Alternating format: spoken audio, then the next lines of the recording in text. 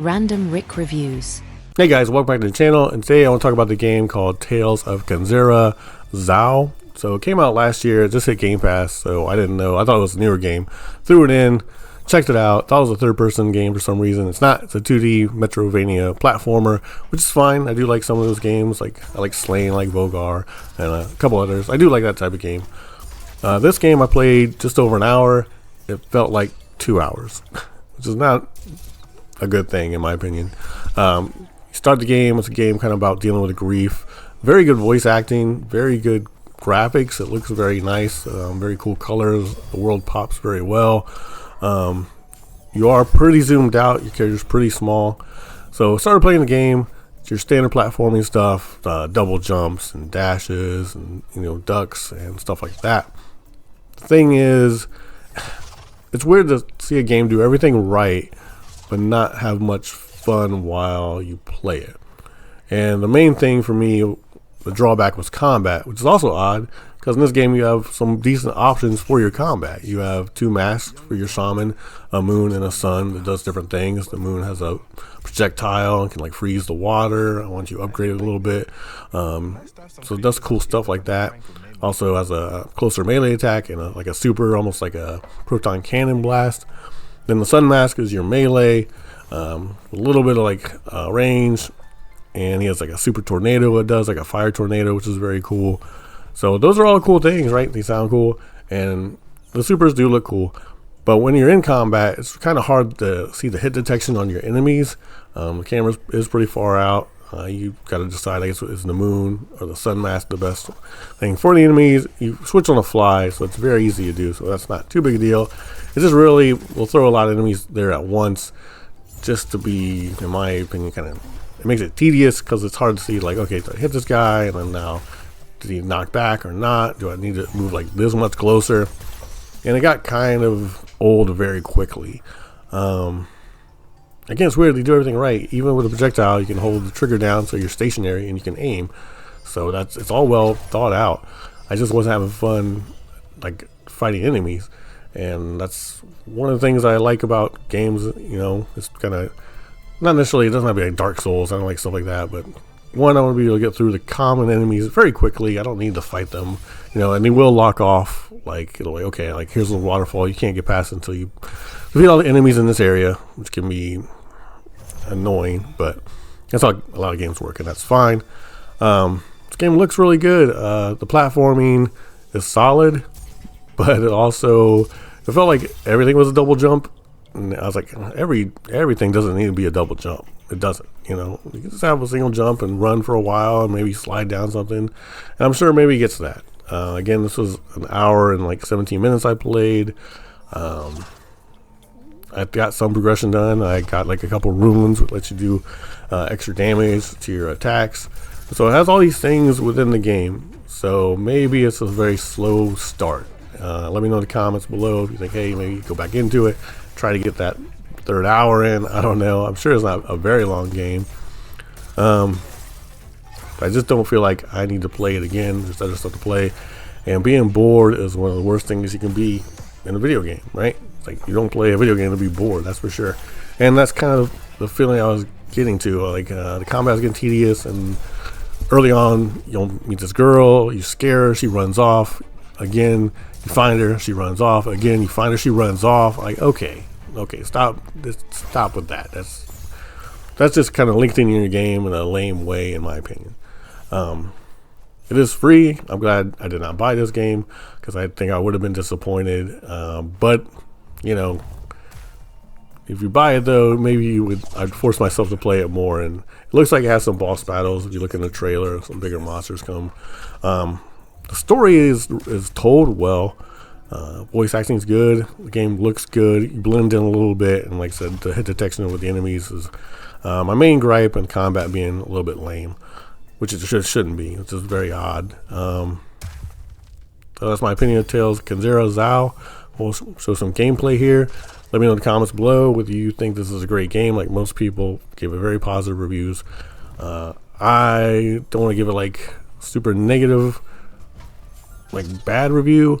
I thought it was kind of boring. I didn't like it. I can see why people maybe do like it, but like I said, being bored in a video game is not for me. So I would give it, because it does everything correctly, but I don't know. Like, it's a very mediocre game to me. 6 out of 10, 6.5 maybe. Be generous. Yeah, maybe a 6, because I don't think I'd going back to this game. But thanks for watching the channel. Appreciate it. Smash that like button. Hit subscribe. Check out the gameplay.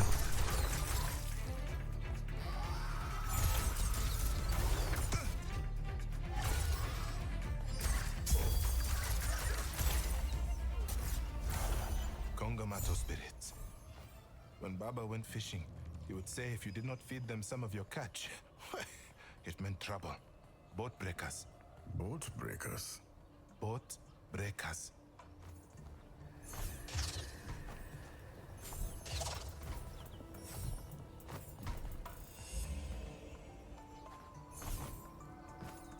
ZAU, I know you love your Baba very much.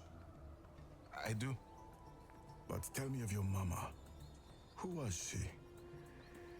We should stay focused. Keep looking for the Ikakarambangal.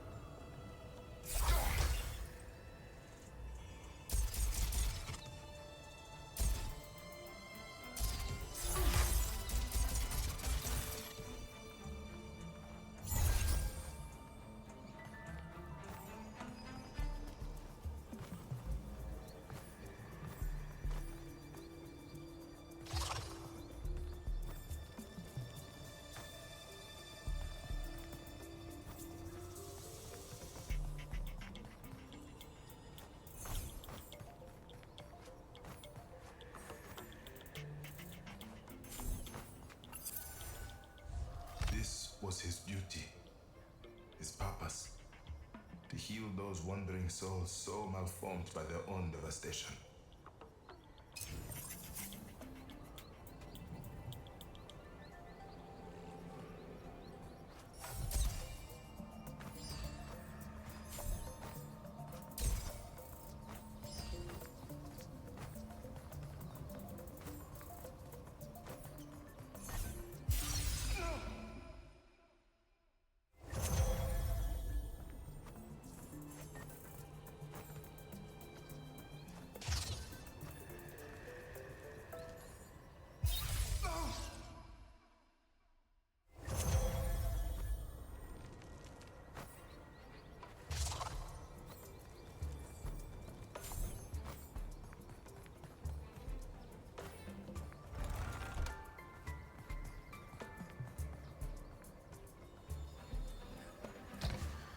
ZAU, look. There she is. Hey, Ujambo! For little legs, you run fast, eh? Listen, I wish to apologize. I should... Hey! No, wait! Wait! Why is she running?